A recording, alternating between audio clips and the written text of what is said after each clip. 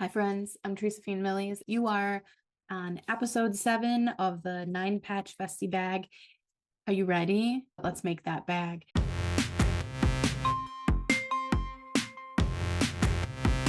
In this episode, we are going to put it together unlined. We're going to do the unlined version of the Bestie Bag, and we're going to complete it. We're going to do, this episode, we're going to make the thing. Thank you for sticking through all 7 episodes. If you enjoyed this one, please comment what you would like to see me make, what you want to talk about, what questions you want answered. Let's do it. Take a bag.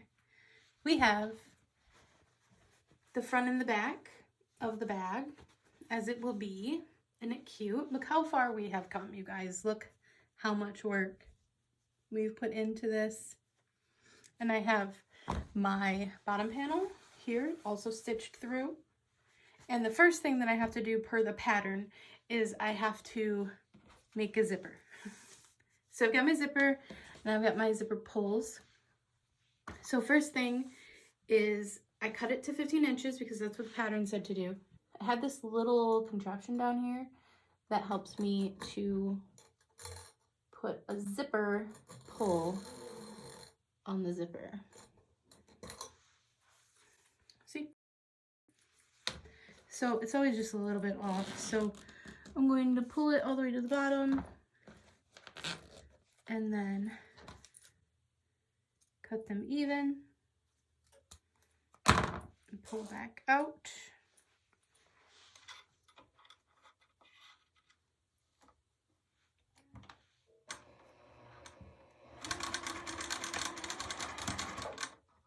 And then I sew just on the very edge to make sure that it is as, close to perfect as I can get it for a pull. And then next, I'm going to use my zipper pull, fold it in half, and then attach it like this. And then top stitch there on top of the zipper, and then simply sew through it.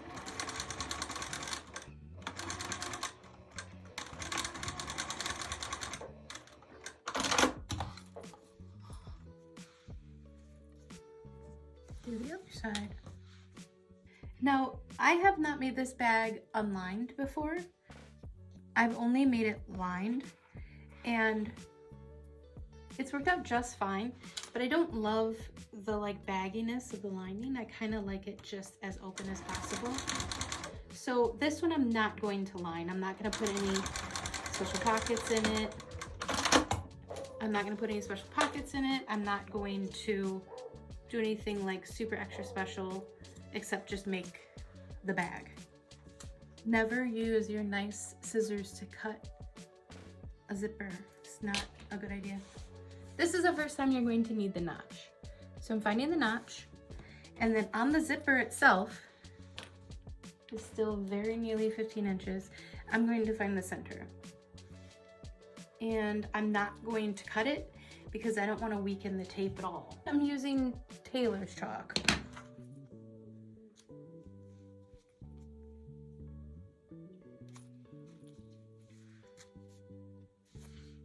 Next, right side together, correct side, not right side, the notch and the notch and the mark. We need binder clips, and you're going to clip it all the way along the edge. Right sides together, and we're gonna sew along that edge. Now, most people will need a zipper foot. If you have a zipper foot, switch to a zipper foot. I'm not switching to a zipper foot because I want it as close to the zipper as possible, and this zipper is much thicker than really any other zipper I've ever used. So for me, my normal foot is sufficient. But for a lot of people, it won't be. So use your judgment. use a zipper foot when you have a zipper that you're trying to put on, like really like all the time. I am pushing the zipper against the foot. I am also making sure that the zipper isn't shorter than the fabric. Now that we've got one side on, we're going to iron it so that it flips the underneath like this.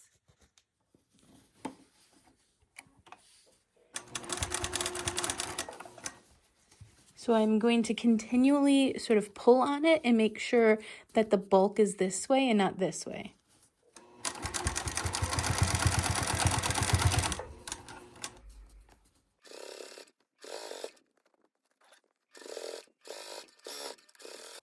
Here's it top stitched. See how it's nice and flat, and because I serged it, it is not going anywhere. It looks pretty well finished, if I do say so myself. So now I'm gonna do the other edge. When you sew it, always backstitch. Take the binding clips out as you go and do just a bit at a time. I want my foot up against the zipper.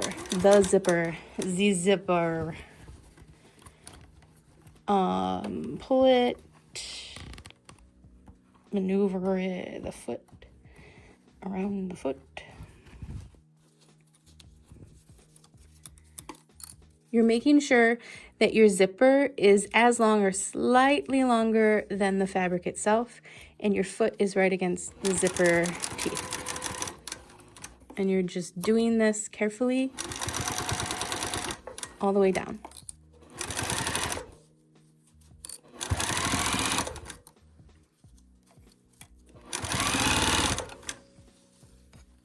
The curves get weird, but I can handle it.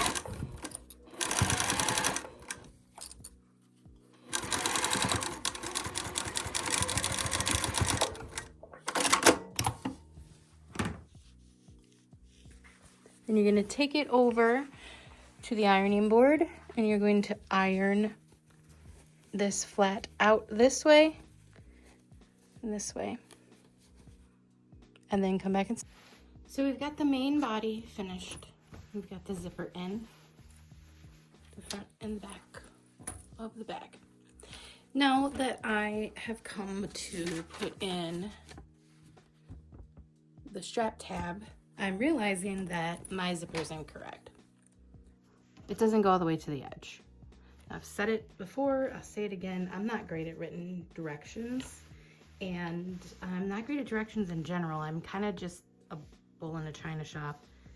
So we're just going to make do and see what happens. This should be here. See how it fits so nice? But it has to go here because that's where the zipper ends. So next time I know that I cannot forget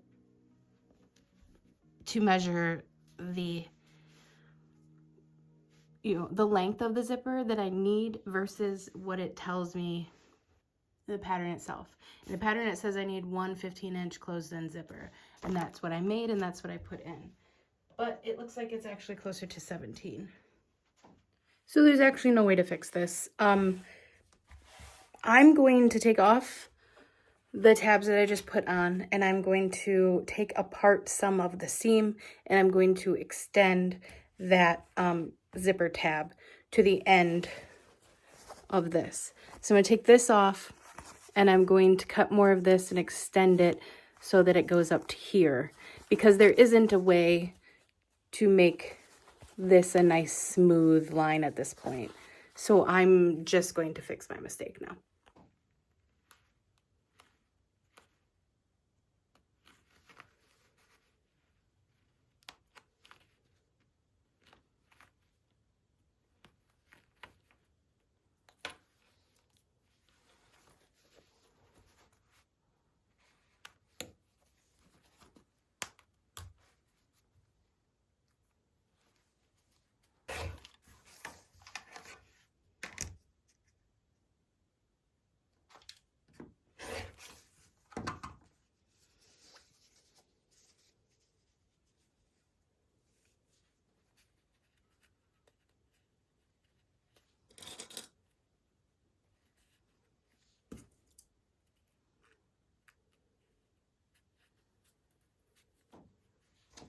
There we are. Fixed. See, this is the old one, this is the new one. I just extended it. So I'm going to clip that off and put the strap tab right across the top where it's supposed to be. Then it looks like that. It's nice and smooth. This part no one will ever see. This doesn't matter at all. It's going to be inside. And this looks nice and smooth. It turned out to be a 15, maybe 20-minute change. It was worth it. Just take it apart and fix it. Now we are putting on the, why can't I remember? The bottom panel. The bottom panel goes right to right, right side, V to V. See the notches? Line up the notches. Notch 1, notch 2,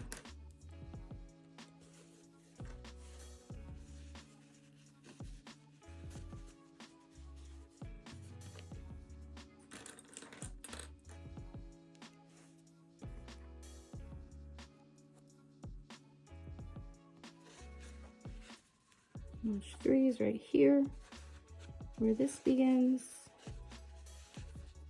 Sort of twist it around.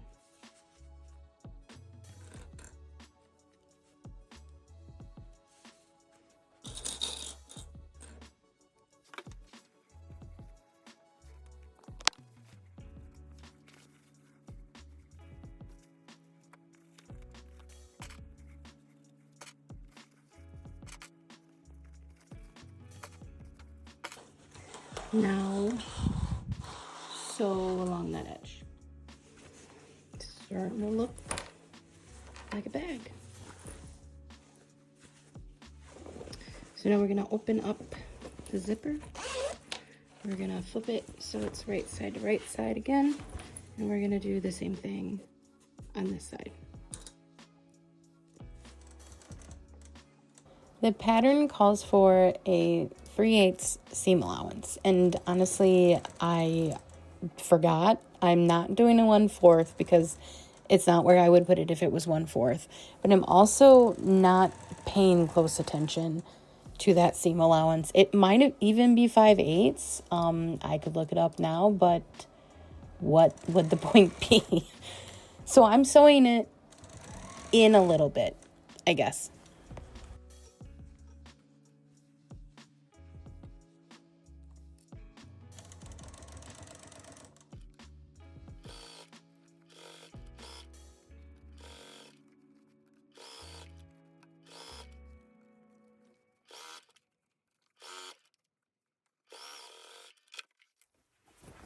There it is, our inside out bag.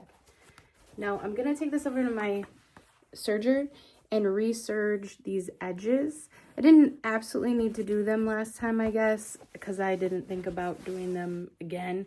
But I'm gonna run them through once more just to make this a one seam instead of an open seam. There we go, edges are nice and clean. Won't open up. Let's see.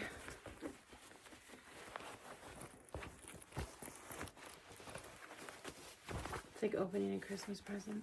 I'm not gonna flip these all the way because I'm pretty sure I have to do something with those. But here's what it looks like so far. The pattern says the next thing to do is to top stitch the things that these flaps that I just created. So it's called the middle out method. So I will be stitching these down to the outside, which makes this inside panel sort of flat and easy to stay open. So I thought I recorded that, but apparently I didn't. I put it on the machine like this, and I got as far in here as I could, and then I sewed this stripe right there, that seam right there on the outside. And what that does is adhere this so it isn't flappy to the inside of the panel, but it also makes it so that when you're using the bag, it stays very well structured. And it just looks nice, nice little top stitch. So Sorry I didn't hit record. Thought I did. So I'm pulling it inside out. Next we're going to work on the side straps so that I can clip all my little extra guys off. The pattern says, with the right strap piece, fold the long edges under, wrong sides together by 1/2 inch and press. Do the same for the angled top and fold the strap wrong sides together so that all of the raw edges are hidden underneath. And then sew it. Okay, so edges in, half sew, and then one side will have an angle and the other side will be flat. So let's do that. Wait, left strap piece, fold the edges under, wrong sides together by 1/2, and then do it again.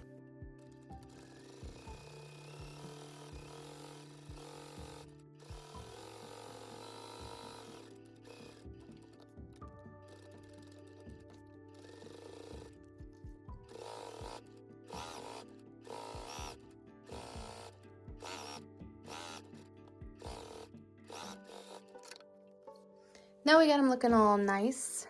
Now I have to put the slider on. It looks like the part that is more flat, we see how it's flatter here and it's more bumped out here. It looks like the way to do this is to go in to the bottom here and then on the more bumped out part, and the more deep set part is on the inside. So that's the consensus, or nothing says, so maybe it doesn't even matter. So now I'm going to sew this together. The other strap is basically the exact same thing. I'm going to flip this inside out. Like that. I'm going to lay it so I'm looking at the outside of the body. Taking my unfinished edge of my strap and inserting it into my strap tab, just like that, and try to make it as even as possible. I'm going to sew this and then flip it inside out.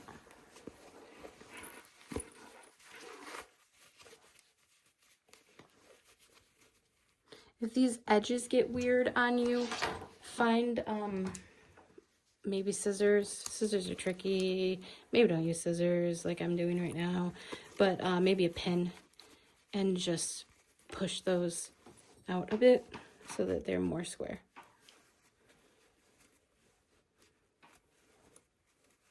Like that. Get all your little extras. And then I'm going to sew across here for more strength, and then these sides. Okay, it's attached. I need to make sure that I clip off all these little tiny guys from all over the place. But that's pretty much complete. Get rid of the last bit is putting the strap in the strap holder thingy, and then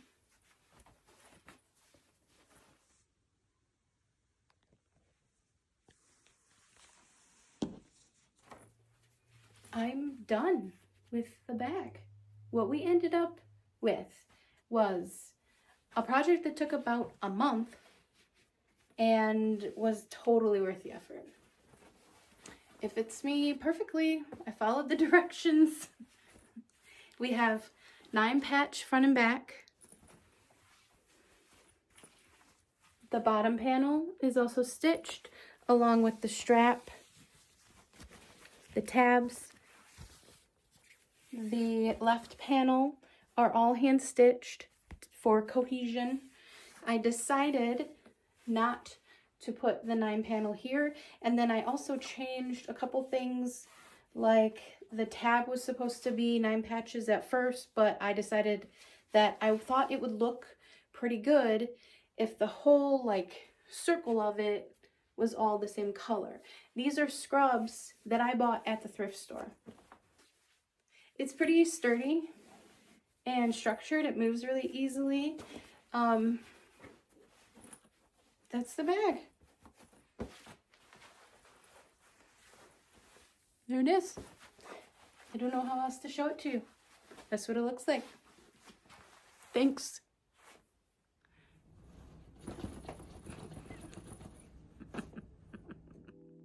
So let's recap. We made this bag. I made this bag in 7 episodes.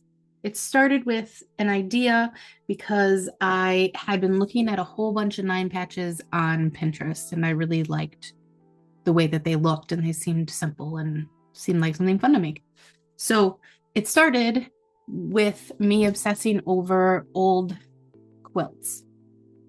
Civil War era to about the 1900s, 9 patches were popular because at that time there wasn't a lot of sewing machines, and people didn't have sewing machines in their house. Like, I read in an article that 10% of the quilts made between 1850 and 1900 were using a machine. So 10% of the quilts in those 50 years, even though machines were available, they weren't used.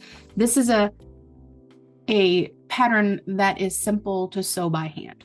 So what we see here is my plan. This is my 9 patch plan that I typed up in the first episode. And I said I want a mini patch similar to Civil War era. That was accomplished. Muted tones, deep background to be black or gray. I would not say these are muted tones. Instead of choosing the fabrics, I let the size of the fabric scraps that I had decide what colors I was going to make. I was deliberate about the colors that I chose, but it was not part of that plan. Bestie bag pattern size, I did make it to the pattern size. Make quilt and cut down. I did that. I created a quilt and I cut it down. I didn't just make fabric and then put interfacing on it and then make the bag out of that new piece of fabric. I created a very small quilt that was made to size and then cut it down to the correct size. Size 1.5 inch cut to 1 inch. That was the very first thing that did not go as planned. All of these cuts were 1 inch and cut down to 3/4 of an inch. So it should have been 1.5 to 1, but it was 1 and then it got smaller after that. And lattice or not, I did not lattice because I didn't need to. Latticing would have added space between here, and it just wasn't necessary, so I didn't do it. When I finished something, I do think, was this successful? In this case, yes, this was successful because I made a bag. I made it how I needed to make it complete. My plan at the beginning is not the way it has to be. It is interesting to see how a project changes, like when there's difficulties or when someone changes their mind, or if there's something that you can't figure out how to change it so you can figure it out. When you make a mistake, are you going to go back and fix it, or are you just going to deal with the way that it is? And I mean, I feel like I did each one of those things, and I really like the way that it turned out. I like the changes that were made. I'm happy with it. Thank you so much for going on this little journey with me. Please comment, please share, please like, please subscribe. I will be making more of these. I will also be doing shorter videos with how-tos. So let me know what you want me to show you how to do or how to make. Thank you so much.